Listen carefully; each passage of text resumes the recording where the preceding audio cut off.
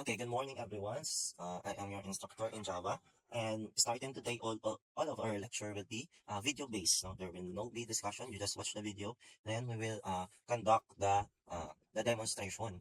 Kailangan, so that's why we need that video to because it requires technical knowledge and skills, no, for you to memorize. No, since nagsimula na tayo doon sa NetBeans 8.2 sa pag-install, it is now the time to create a new project. No, you just need to select Java application, then next you type the project title, no? So, kung gusto ko, yung section nyo, then yung inyong apelyido, then your practical task number 1. Okay, let's give that example, no?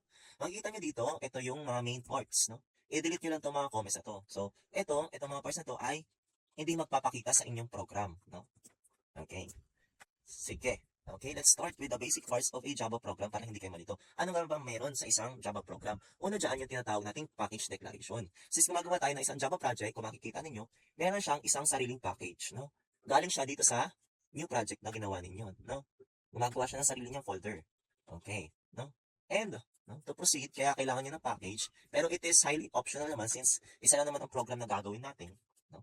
Sa akin, sige, i-retake na lang natin. The next part, yung makikita nyo, public class, no? Public class, section S, di ba kanina, pinangalan natin yan? So, that's what we call class declaration. Then, na-declare natin yung project name, no? Since ito nga ay section S, pt1, ang magiging file name niya is also section S, ayan, section S, ayan, ayan, okay, open na natin, okay, section S, pt1.java, no? Ayan yung ating, no?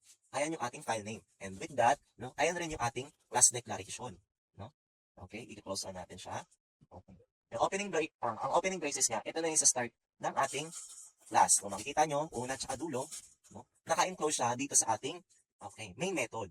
So sa main method, makikita ninyo, itong main method na to, public static void main org, ito naman, yung entry point ng ating Java program. Ibig sabihin, yung naka-enclose dito sa opening bracket ay closing bracket, ang nasa loob niya, ayun yung magara ng program ninyo.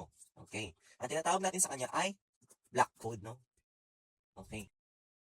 Code block, no? Kung tawagin, code block or block of codes. It's either one of them, no? Block of code. Ayan, no? Lahat ng irarun na program, just like system.out.println, ay naka-enclose dito sa ating main method, no? Dito sa loob, nandito sa line 6, no? To proceed with that, no? Okay. Yung una natin i-discuss is all about the printing, no? Alam naman natin, na kay sensitive si Java, no? It starts with capital kapag nagpiprint tayo. Ayan, system.out.println, no? Ay yung unang program natin, tama? Okay, hello world. Okay, kaya kapag pinakita yan sa output, no, i-build lang natin. Okay, then magsa-successful lalabas si hello world. Okay, so ayan si hello world. Ayan. Pero meron pa siyang isang variation. Ayun yung print tsaka println, no? Kapag sinabi nating print, no, nagde-display lang siya ng output on the same line. For this example, no, makikita nyo dito, nag-print siya ng system.out.print ng print. Pero hello world tsaka ng exclamation mark. So that's why, no, kapag ginamit nyo lang ang print, it was always on the same line lang. Hindi siya gumawa ng bagong new line. But when we use system.out.println, no, we display the output, then, okay, it will create another line. So the cursor will move to the next line. Yan.